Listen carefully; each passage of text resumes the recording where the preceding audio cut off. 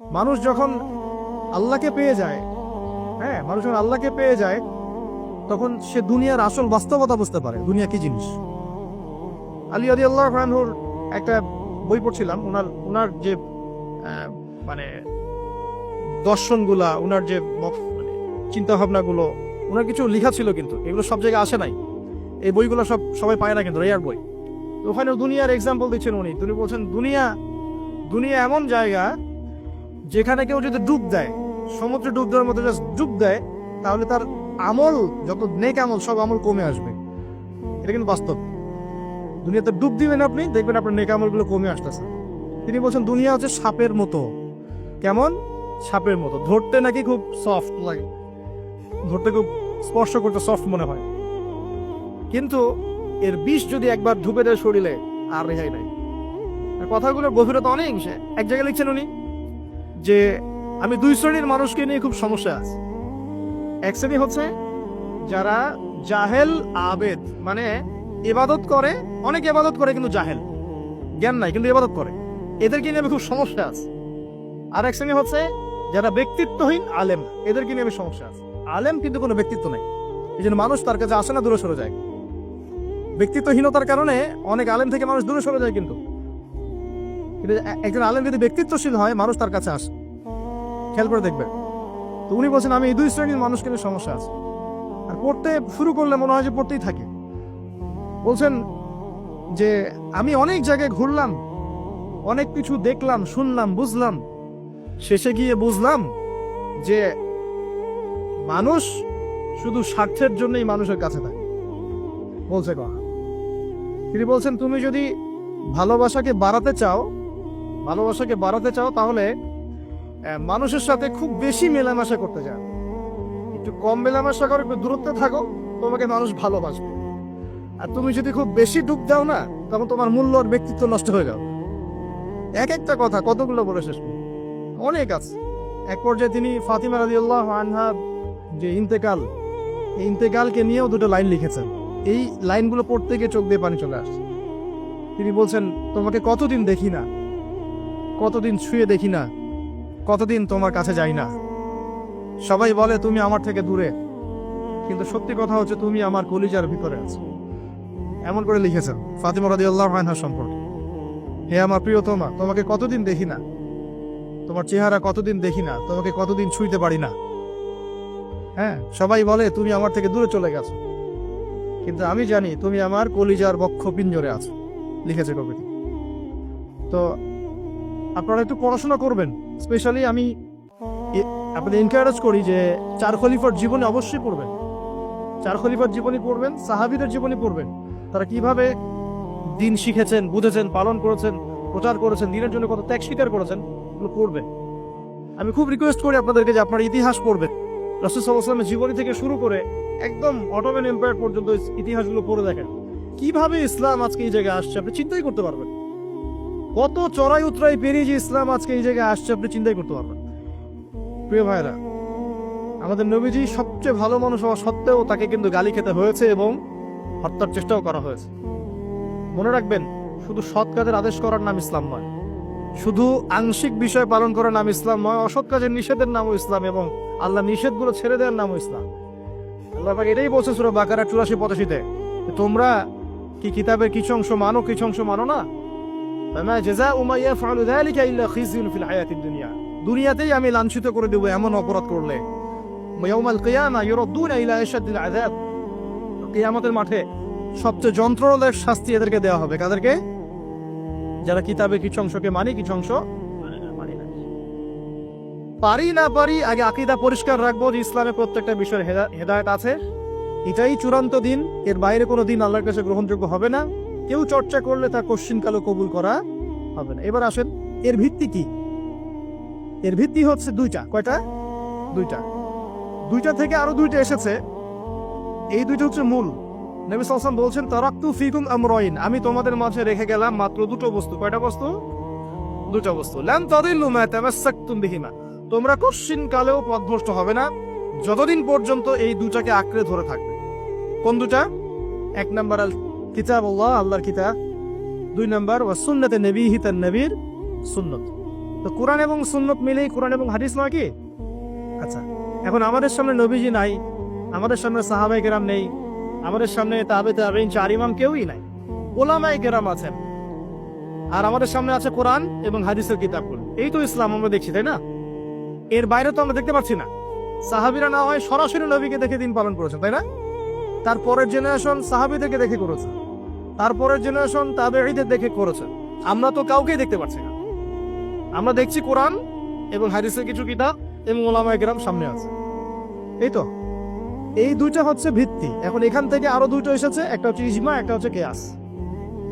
এই দুটো ইসলামের। অনেকে বলে ইজমা কিয়াস ইসলামে নাই, কোরআন সুন্নাহ এই দুটাই। ইজমা এবং কিয়াস গুরুত্বপূর্ণ, কারণ ইজমা, সাহাবীদের ইজমা, এটা একটা খুব গুরুত্বপূর্ণ জিনিস। এবং কিয়াস ছাড়া আপনি অনেক মাসআলা বের করতে পারবেন না। ইয়াবার শব্দ কোরআনে আছে না নাই? ইয়াবা আম শুনেছেন? শুনেন নাই? না শুনলেই ভালো। তো এই শব্দটা কি কোরআনে আছে নাকি? নাই। কোরআনে মাদকের কথা আছে। কিসের কথা? মাদক। এখন কিয়াস দরকার নাই। এই যে একটা মাসআলা, একটা মূলনীতিকে কেন্দ্র করে আরেকটা মাসআলাকে বের করা, ইজতিহাদ করার যে মূলনীতিগুলো, এগুলো কিয়াস থেকে আসে। এটা কিয়াস।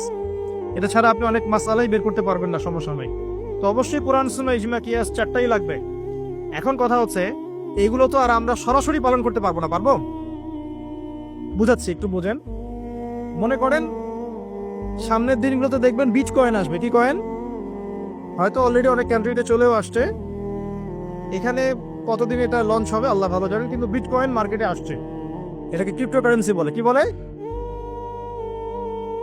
পেপার মানি নিয়ে যে কথাগুলো বলেছিলাম, কিছু তো ফলেছে নাকি ভাই? কিছু তো ফলেছে। আচ্ছা, সামনে আরো ফলবে ইনশাআল্লাহ। সাস্টেইনেবল অ্যাসেট যেগুলো আছে, সেখানে সম্পদ ইনভেস্ট করেন। আপনার জমি জমা থাকলে চাষবাস করা শুরু করেন। সাস্টেইনেবল অ্যাসেট যেগুলো, সেগুলোতে ফোকাস করেন। এমন কোনো জায়গায় অনেক বেশি সম্পদ ইনভেস্ট করে দিয়েন না, যেটা পরে আপনার মানে পথে বসার কারণ না হয়ে যায়। আমার তো ক্রিপ্টোকারেন্সি মনে করেন চলে আসছে। এখন আপনি বোঝেন না ক্রিপ্টোকারেন্সি কি জিনিস, এটা হালাল না হারাম, এটা জায়েজ না জায়েজ, এগুলো মাসালা কি সবাই জানে? জানে কি? এটার জন্য কোরআন সুন্নাহর জ্ঞান লাগবে, ইকোনমিক্সের জ্ঞান লাগবে না, পড়াশোনা লাগবে। এখন সরাসরি কোরআন এবং হাদিসের বইগুলো চর্চা করে আপনি কি এর সমাধান বের করতে পারবেন কিনা? পারবেন? আপনার কি সেই জ্ঞান আছে, যোগ্যতা আছে? আর সেই যোগ্যতা কি সবার আছে? অল্প কিছু মানুষের থাকতে পারে, যারা উলামায়ে কেরাম, তাদের এই যোগ্যতা। তাদের মধ্যেও হয়তো কিছু মানুষের নাও থাকতে পারে না, কিন্তু বরেণ্য উলামায়ে কেরাম যারা, তাদের মাঝে এগুলো থাকবে ইনশাআল্লাহ। এখন আপনি কি করবেন? কোরআন সুন্নাহকে পালন করার স্বার্থে উলামায়ে কেরামের দ্বারস্থ হবেন এবং তাদের কাছে মাসলা মাসালগুলো জেনে নেবেন। তাহলে আপনি একা একা চর্চা করে বিভ্রান্ত হওয়ার সুযোগ থাকবে। এই বিষয়টা খেয়াল রাখবেন। এখন নতুন কিছু ফিতনা আসছে, যে কিছু মানুষ, সবাই না, অল্প কিছু মানুষ কোরআন সুন্নাহ নিজে নিজে পড়াশোনা করেই সব কিছুর সমাধান বের করতে চাচ্ছে। এটা ঠিক না। সবকিছুর সমাধান বের করতে হলে মুস্তাহিদ হতে হবে, আর সবাই মুস্তাহিদ হতে পারবে না। সবাই কি আবু হানিফা রাহিমাহুল্লাহ হতে পারবে নাকি? সবাই কি ইমাম শাফিঈ হবে নাকি? সবাই কি আহমদ বিন হাম্বল হতে পারবে? সবাই কি ইমাম মালিক হতে পারবে? পারবে না। অতএব জ্ঞান চর্চার স্বার্থে, দিন পালনের স্বার্থেই উলামায়ে কেরামের দ্বারস্থ হতে হবে, হকপন্থী উলামায়ে কেরাম। এমন উলামায়ে কেরামের কাছে আবার যায় না যার সকালে চা খাওয়ার সময় একটা ফতোয়া থাকে, বিকেলবেলা একটা মাই খায়, রাত্রে ফতোয়া আবার উঠে যায়। এই জায়গায় হচ্ছে না, তাহলে সমস্যা। ঠিক আছে? তো আল্লাহ পাক আমাদের বরেণ্য উলামায়ে কেরামদেরকে হেফাজত করুন, দোয়া করি, এবং তাদের নেক হায়াতে বরকত দান করুন, এবং তাদের মাধ্যমে দিনের আরো বড় বড় খেদমত আঞ্জাম দেওয়ার তৌফিক আল্লাহ পাক দান করুন। এবং যুব সমাজকে রিকোয়েস্ট করবো, আপনারা ডিটাচড হয়ে থাকবেন। উলামায়ে কেরাম থেকে ডিটাচড হয়ে আপনারা দিন পালন করতে যাবেন না, কারোর সাথে সম্পর্ক রেখে দিন পালন করবেন ইনশাআল্লাহ। আল্লাহ সহজ করুক। এখন এই ভিত্তি পেয়ে গেলাম। এবার শেষ করার আগে আমি মূলনীতিগুলো বলে শেষ করছি। এই মূলনীতি কি ইসলামে? শোনেন, এই জায়গাটা একটু ভালো করে শোনেন। নবী সাল্লাল্লাহু আলাইহি ওয়াসাল্লাম বসে আছেন মসজিদে। একজন ব্যক্তি আসলেন, ব্যক্তির গায়ে ধবধবে সাদা জামা, চুলগুলো কুচকুচে কালো, এবং তাকে মদিনার কেউ চিনে না। লা ইউরা আলাইহি আসারুস সাফর, তার গায়ে সফরের কোনো চিহ্ন দেখা যাচ্ছে না। তিনি আসলেন, এসে নবী সাল্লাল্লাহু আলাইহি ওয়াসাল্লামের হাঁটুর সাথে হাঁটু লাগিয়ে দিয়ে বসে পড়লেন। বসে নবীজিকে 4টা প্রশ্ন করলেন। কয়টা প্রশ্ন? 4টা। তার মধ্যে প্রথমটা হচ্ছে আখবিরনি আনিল ইসলাম, হে মুহাম্মদ সাল্লাল্লাহু আলাইহি ওয়াসাল্লাম, আমাকে ইসলাম সম্পর্কে বলো, যে ইসলাম কি। ইসলাম কি জিনিস, ইসলামের ব্যাখ্যা কি, সংজ্ঞা কি? নবীজি বলছেন সাল্লাল্লাহু আলাইহি ওয়াসাল্লাম, আর ইসলাম হচ্ছে আন তাশহাদা আল্লা ইলাহা ইল্লাল্লাহ, তুমি সাক্ষ্য দিবে যে আল্লাহ ছাড়া কোনো ইলাহ নাই, ওয়া আন্না মুহাম্মাদান আবদুহু ওয়া রাসূলুহু, এবং মুহাম্মদ সাল্লাল্লাহু আলাইহি ওয়াসাল্লাম আল্লাহর বান্দা এবং রাসূল। এটা এক নাম্বার ইসলামের ভিত্তি। এটা নাম্বার 1 হলো কালিমা। কালিমার মধ্যে দুইটা অংশ। কয়টা অংশ? একটা হচ্ছে লা ইলাহা ইল্লাল্লাহ, মানে আল্লাহ পাকের তাওহীদ ছাড়া অন্য কোনো কিছু চলবে না। 2 নম্বর হচ্ছে মুহাম্মদুর রাসূলুল্লাহ, মানে নবীর সুন্নাত ছাড়া অন্য কোনো সুন্নাত চলবে না। সিম্পল। লা ইলাহা ইল্লাল্লাহ মানে আল্লাহ ছাড়া কিছুই নাই, মানে আল্লাহ ছাড়া কোনো রিজিক দাতা নাই, কোনো পালনকর্তা নাই, কোনো সন্তান দাতা নাই, কোনো জীবন দাতা নাই, কোনো মৃত্যু দাতা নাই, কোনো বিধান দাতা নাই, আল্লাহ ছাড়া কিছুই না। মানে আল্লাহ পাকই সব, আল্লাহ থেকে সব হয়। নাকি অন্য কোন ইলাহ আছে? আস্তাগফিরুল্লাহ, অন্য কোন ইলাহ আছে? নাই। এটা হচ্ছে শিরক মুক্ত তাওহীদের স্টেটমেন্ট। লা ইলাহা ইল্লাল্লাহ মানে শিরক মুক্ত তাওহীদ। শুধু এটা মুখের জিকির না, পালন করে দেখাতে হবে। যদি ইবাদত বন্দেগীতে আপনি আল্লাহর দাসত্ব করেন, সেজদা দেন, আল্লাহকে সেজদা দেন, ইবাদতে লা ইলাহা ইল্লাল্লাহ ঠিক আছে। অর্থনীতিতে গিয়ে আপনি সুদ খাচ্ছেন, আল্লাহর বিধান মানছেন না, ওখানে লা ইলাহা ইল্লাল্লাহ ঠিক নাই। বুঝতে পারছি না? জীবনের সব ক্ষেত্রেই লা ইলাহা ইল্লাল্লাহ আনতে হবে, তারপরে তো হবে লা ইলাহা ইল্লাল্লাহর কায়েম। তাহলে তো হইল না কিছু। 2 নম্বর মুহাম্মদ রাসূলুল্লাহ মানে আপনি অন্যের মন গড়া কোনো আদর্শ, দর্শন, সুন্নাত ফলো করতে পারবেন না। আপনাকে মুহাম্মদ সাল্লাল্লাহু আলাইহি ওয়াসাল্লামকেই রোল মডেল মানতে হবে। এর নাম মুহাম্মদ রাসূলুল্লাহ। যদি কেউ মুহাম্মদ রাসূলুল্লাহ বলে অন্য কাউকে তার আদর্শ মেনে চলে, তাহলে মুহাম্মদ রাসূলুল্লাহ কেটে গেছে। এখানে একই কথা। নামাজে দাঁড়িয়েছেন, রাসূলের মতো নামাজ পড়ছেন, মাশাআল্লাহ। রোজা করছেন রাসূলের মতো, হজ উমরা সব রাসূলের তরিকায় হচ্ছে, তাসবিহ তাহলিল সব রাসূলের তরিকায় হচ্ছে। অর্থনীতিতে গিয়ে রাসূলের তরিকা চলে না, তাহলে এখানে আর মুহাম্মদ রাসূলুল্লাহ থাকলো না। আমি মনে হয় বুঝাতে পারছি না। মানে জীবনের সব ক্ষেত্রেই লা ইলাহা ইল্লাল্লাহ মুহাম্মদুর রাসূলুল্লাহ থাকতে হবে, শুধু একটা অংশে নয়। এটা 1 নাম্বার। 2 ওয়ান তুকিমাস সালাহ, এবং যখন তুমি সালাত কায়েম করবে। ইসলামের 2 নম্বর পিলার কি? সালাত কায়েম করা। সালাতের বিষয়ে জাস্ট 2টো হাদিস বলে দিই আমি, তাহলে আপনার যথেষ্ট হবে ইনশাআল্লাহ। একটা হাদিসে নবীজি বলেন, মান তারাকা সালাতান মুতাআম্মিদান ফাকাদ কাফার, কেউ যদি ইচ্ছাকৃতভাবে নামাজকে ছেড়ে দেয়, সে ব্যক্তি কিন্তু কুফরি করলো। কি করলো? আমরা যারা নামাজ পড়ছি না, আমরা কিন্তু কুফরির মধ্যে আছি। মুয়াজ বিন জাবাল রাদিয়াল্লাহু আনহু নবীজি বলেন, মান তারাকা সালাতান মুতাআম্মিদান ফাকাদ বারিআত মিন জিম্মাতিল্লাহ, কেউ যদি নামাজ ছেড়ে দেয়, ফরজ নামাজ তার উপর ছেড়ে দেয়, ত্যাগ করে, সে ব্যক্তি আল্লাহর জিম্মাদারি থেকে মুক্ত হয়ে গেল। আল্লাহর জিম্মাদারি নাই তার উপরে, আল্লাহ পাকের কোনো রেসপন্সিবিলিটি নাই তার উপরে, আল্লাহ ছেড়ে দিয়েছেন তাকে, যাও। একটা হাদিস আছে, বাইনা রাজুলি ওয়া বাইনা শিরকি ওয়াল কুফরি তারকুস সালাহ, একজন আল্লাহর বান্দা আর একজন কাফের মুশরিকের মাঝে পার্থক্যই নামাজ। নামাজ নাই, ইসলাম নাই। শুধু আইওয়া শোডাউন দিয়ে কিচ্ছু হবে না ভাই। 5 ওয়াক্ত নামাজ আগে ঠিকঠাক মতো পড়তে হবে, পড়তে হবে না ভাই? আমাদের যুব সমাজ এখন রাত 3:30টায় খেলা দেখতে ওঠে, তাহাজ্জুদে ওঠার সুযোগ হচ্ছে না, ফুরসত হচ্ছে না। 3:30 4টা হলেও উঠতে হবে, অ্যালার্ম দিয়ে রাখবে, আর্জেন্টিনার খেলা আছে। কিন্তু আরেক ঘন্টা পরে ফজরের নামাজ, ওই খেলা দেখি ঘুম, ফজরের নামাজ। এই যে ঢাকায় দেখলেন না, ছবি দেখলে মনে হয় একটা তিল পরিমাণ জায়গা নেই মানুষের দাঁড়ানো, পর্দার সামনে একটা তিল পরিমাণ জায়গা নেই মানুষের দাঁড়ানো। হই হুল্লা করতেছে, নাচছে, গাচ্ছে, স্মোক করতেছে, ড্রিঙ্কস করতেছে। মিডিয়া এগুলোকে প্রমোটও করতেছে। মিডিয়া প্রমোট করতেছে মানে কি? মিডিয়া দেখাচ্ছে মানে বিশ্ব কত ভালো আছে এখন, কত সুখ আমাদের। হ্যাঁ, আমাদের সুখী সুখ, খালি সুখে সমৃদ্ধ জীবন যাপন করতেছে, খেলা দেখতে নাচতেছে নাকি? অথচ দেখেন ইকোনমিক সেকশনের কি অবস্থা, দেখেন কি অবস্থা দেশ। এই যে আমাদের সমাজের, যুব সমাজের নৈতিকতার অবস্থাগুলো দেখেন, ধর্ষণের হার দেখেন, জেনার হার দেখেন, মাদকাসক্ত মানুষদের হার দেখেন, কত হারে মানুষ মাদক খাচ্ছে, পরকীয়ার হার দেখেন, ব্লু ফিল্মসের হার দেখেন। ওদের ভাবখানে এমন যে খুব সুখ আমার জীবনে, খেলো আর খেলো। খেলার দলিল তো কোরআনে আছে তো। হ্যাঁ, আল্লাহ পাক বলেন এই দুনিয়ার জীবনটা হচ্ছে খেলতামাশার দোকান। খেলার দলিলও কোরআনে তো আছে। ওমা হাযিহিল হায়াতু দুনিয়া ইল্লা মাতাউল গুরুর, এরকম একটা আয়াত আছে সূরা হাদীদের মধ্যে। আল্লাহ পাক বলেছেন যে ইলামু, তোমরা জেনে রাখো, আন্নামাল হায়াতু দুনিয়া লাইবু ওয়া লাহু, তোমরা জেনে রাখো যে এই দুনিয়ার পুরো দুনিয়ার জীবনটাই খেলা, খেলতামাশা, ওলাহু, ঠাট্টা, হাসি ঠাট্টা, মানে এটা কি বলা বাংলা দিয়ে, ভ্রম ভ্রম, মায়া মোহ ভ্রম। তোমরা জেনে রাখো দুনিয়ার জীবনটা খেলা, খেলতামাশা, ভ্রম, মিছে মায়া। ই'লামু আন্নামাল হায়াতু দুনিয়া লা'ইবুন ওয়া লাহওয়া যিনাতুন ওয়া তাফাখুরুন বাইনাকুম ওয়া তাকাসুর। এবং দুনিয়ার জীবন হচ্ছে একে অপরের সাথে প্রাচুর্যের প্রতিযোগিতা। এগুলা আল্লাহ পাক বলছেন, তো খেলার দলিল তো কোরআনেও পাওয়া যাচ্ছে না? দুনিয়ার জীবনটাকে আল্লাহ বলছেন ওয়া মা হাযিহিল হায়াতু দুনিয়া ইল্লা মাতাউল গুরুর। পুরো দুনিয়ার জীবনটাই হচ্ছে মাতাউল গুরুর, প্রতারণা, ধোঁকা, মরিচিকা ছাড়া কিছুই না। আর প্রমোট করা হয় যে বিউটি কন্টেস্ট হচ্ছে, মনে হচ্ছে কত সুখ আমাদের। হ্যাঁ, মেয়েরা একদম অর্ধনগ্ন নগ্ন হয়ে ফ্যাশন শো করছে, প্রমোট করছে, দেখো এগুলো সবাই কি সুন্দর জিনিস, কত সুখ, কত সুখে আছি আমরা। খেলতেছে মানুষ, দেখো ব্রাজিল আর্জেন্টিনা খেলা হচ্ছে, কত সাপোর্টার, কত সুখ, কত মজা, কত লাজ্জাত দুনিয়াতে। হ্যাঁ, মানে কি প্রমোট করতেছে দেখেন। মানে রিয়েলিটি, একটা কথা বলেছে অনেক লেকচারে যে এই ফিতনাময় যুগ, দাজ্জালের যে যুগটা হবে না, ওই যুগে বাস্তবতা আর ভিজুয়াল ওয়ার্ল্ড হবে আকাশ পাতাল পার্থক্য। মানে যা আপনি দেখবেন সেটা সত্য না, ভিতরের বিষয়টা সত্য, যেটা আপনি দেখতে পাচ্ছেন। যা আপনি দেখবেন সেটা সত্য না, যা সত্য তা আপনি দেখতে পাচ্ছেন না। এটা হবে দাজ্জালের যুগ। কেমন? খিদিরের মতো। নৌকা ফুটা করলেন কেন? সন্তান হত্যা করলেন কেন? বাচ্চা হত্যা করলেন কেন? আর এই যে দেয়াল নির্মাণ করলেন কেন? তিনটা ক্ষেত্রে মুসা আলাইহিস সালাম ভেটো দিচ্ছেন, খিদির আলাইহিস সালাম বলছেন যে এর পিছনে কারণ আছে। কারণ আছে না?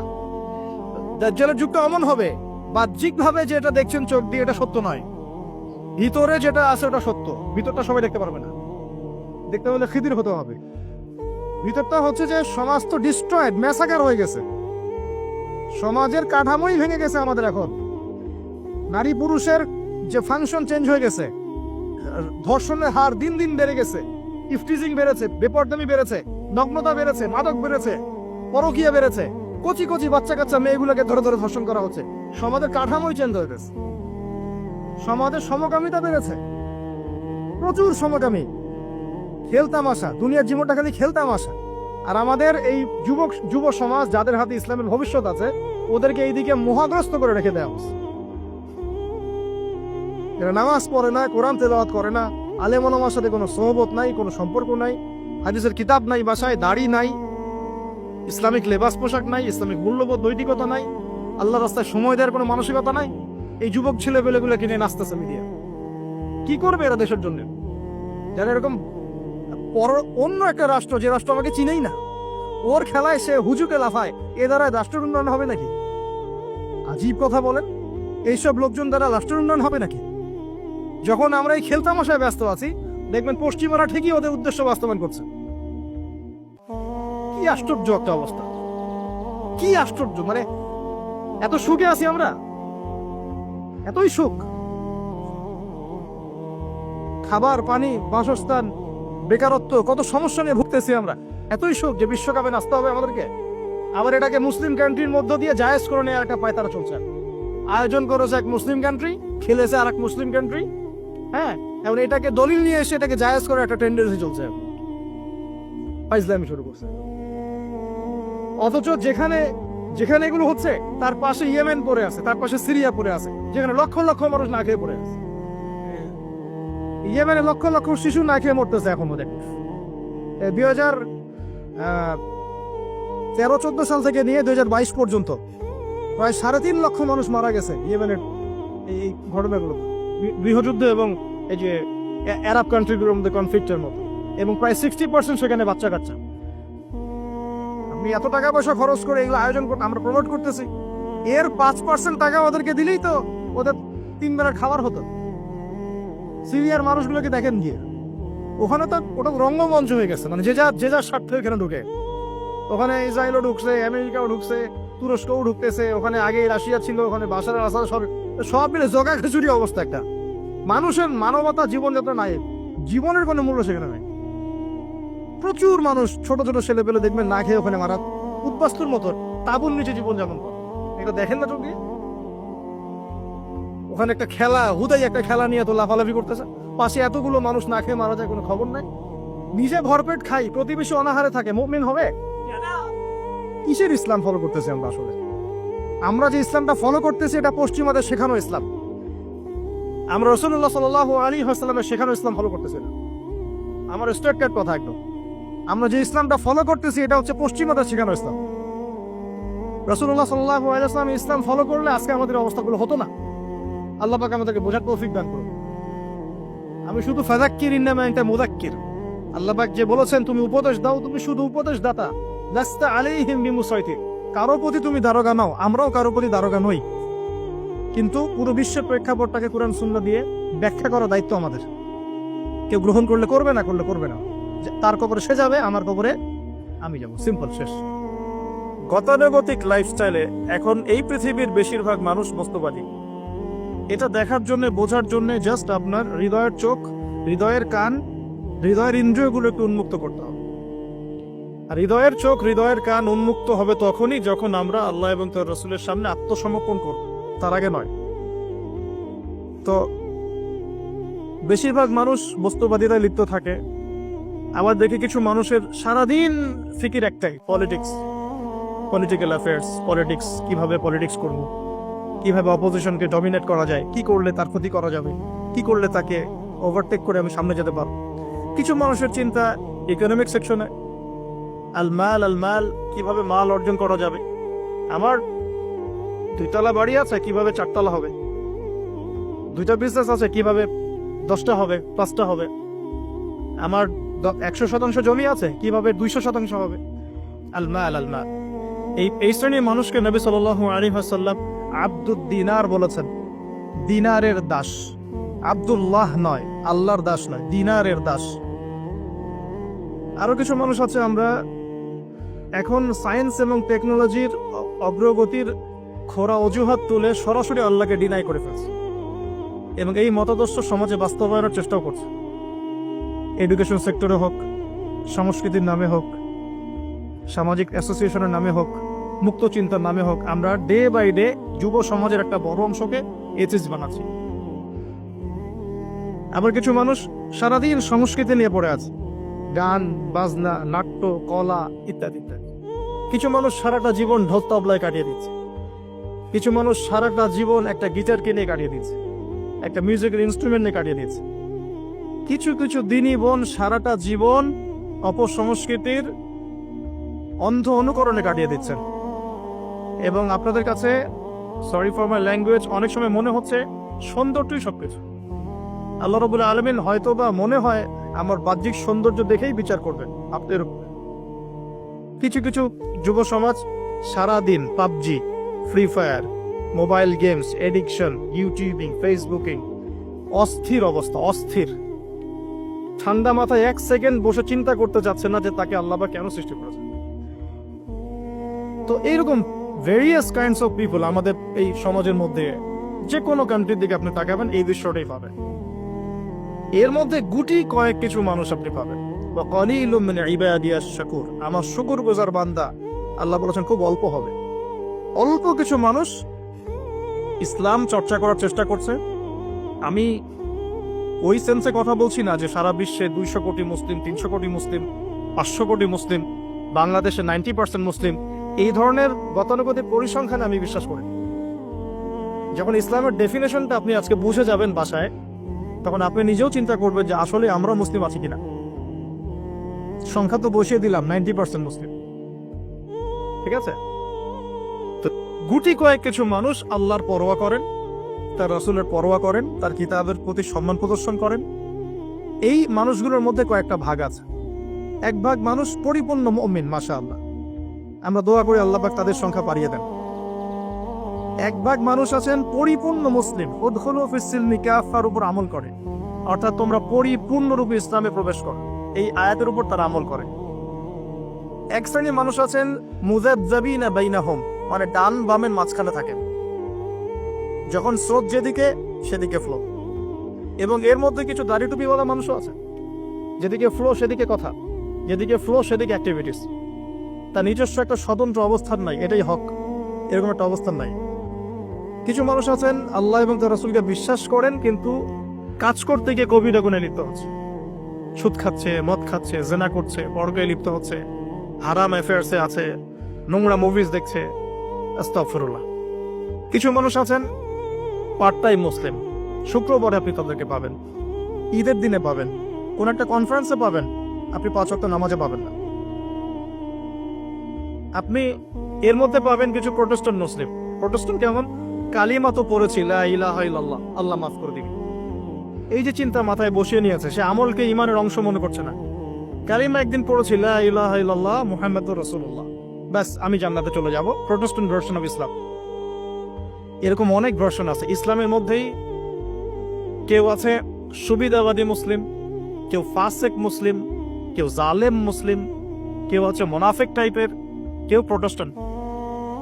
খাঁটি আল্লাহর বান্দা, খাঁটি মুমিন, খাঁটি মুসলিম, এই মানুষগুলোকে মোটিভেট করার জন্য আজকের টপিক।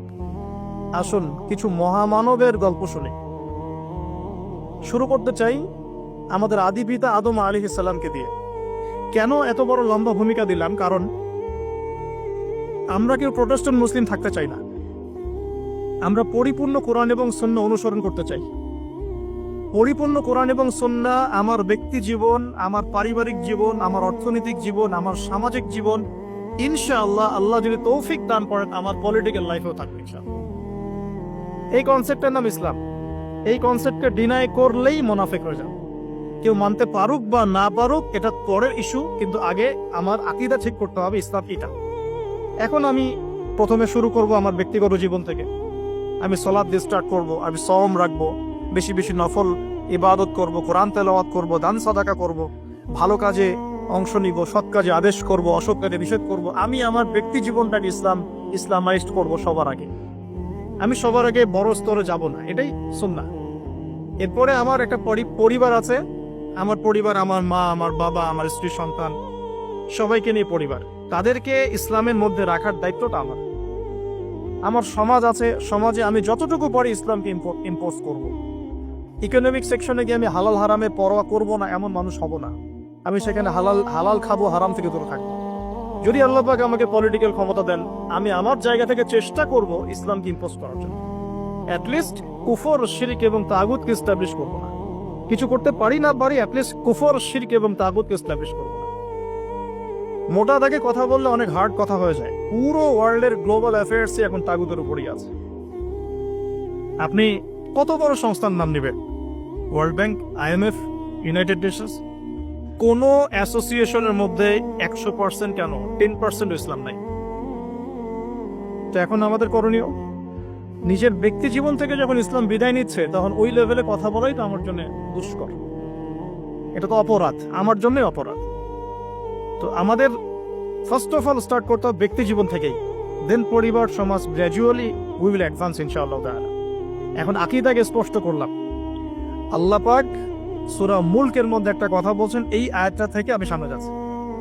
আল্লাহ পাক, আপনারা সবাই সূরা মুলক আজকে তেলাওয়াত করবেন বাসায় গিয়ে, কারণ রাতের বেলা সূরা মুলক পড়াটা কিন্তু সুন্নাহ। এখানে আল্লাহ রাব্বুল আলামিন একটা কথা বলেছেন, তাবারাকাল্লাযী বিয়াদিহিল মুলক ওয়া হুয়া আলা কুল্লি শাইইন কাদির। আল্লাহ পাকের হাতেই রাজত্ব, কর্তৃত্ব, তিনি সমস্ত বিষয়ের উপর কর্তৃত্বশীল। আল্লাযী খালাকাল মাউতা ওয়াল হায়াতা, যিনি মৃত্যু এবং জীবন সৃষ্টি করেছেন। কি রিজনে, কি কারণে? লিয়াবলুয়াকুম আইয়ুকুম আহসানু আমালা। আল্লাহ পাক দেখতে চান আমাদের মধ্যে আমলে আহসান কে। অনেক লেকচারে আমি আহসান শব্দটার অ্যাপ্রোপ্রিয়েট ব্যাখ্যা পাইনি স্কলারদের কাছে, লেকচারারদের কাছে। হাসান শব্দটার সুপারলেটিভ ফর্ম হচ্ছে আহসান। হাসান মানে হচ্ছে ভালো, উত্তম, ভালো, খাবারটা ভালো। আহসান খাবারটা অনেক বেশি ভালো। হাসান মানে উত্তম, আহসান অনেক বেশি উত্তম। বলি আমরা কবির মানে বড়, আকবার সবচেয়ে বড়, তগীর মানে ছোট, আসগর মানে সবচেয়ে ছোট। এটাকে বলা হয় ইসমে তাফজিলের সিগা, মানে সুপারলেটিভ ফর্ম ইংরেজিতে আমরা যেটা বলি। তো আল্লাহ পাক এই আয়াতে একটু খেয়াল করে দেখেন, আল্লাহ পাক কিন্তু আমাদেরকে গতানুগতিক মুসলিম হিসেবে দেখতে চাচ্ছেন না। আল্লাহ পাক বলছেন, আমি দেখতে চাই তোমাদের মধ্যে আমলে আহসান কে। ব্যাস এই শব্দটা যদি বুঝতে পারি আজকের আলোচনার ভিতরে ঢুকতে পারবো। আমি কি আহসানটা বোঝাতে পেরেছি? আল্লাহ পাক দেখতে চান না আমাদের মধ্যে আমলে, আকীদায়, ঈমানে, তাকওয়ায়, এগুলোতে গতানুগতিক কে। আল্লাহ পাক দেখতে চান আমাদের মধ্যে আমলে বেস্ট কে, শ্রেষ্ঠটাকে। এখন কোরআনের পাতাগুলো যদি ঘেটে আমরা শেষ করি একটা খতম দিয়ে একটা মাসে, চেষ্টা করবেন 1 মাসে 1 খতম দেওয়ার জন্য। আল্লাহ তৌফিক দান করো।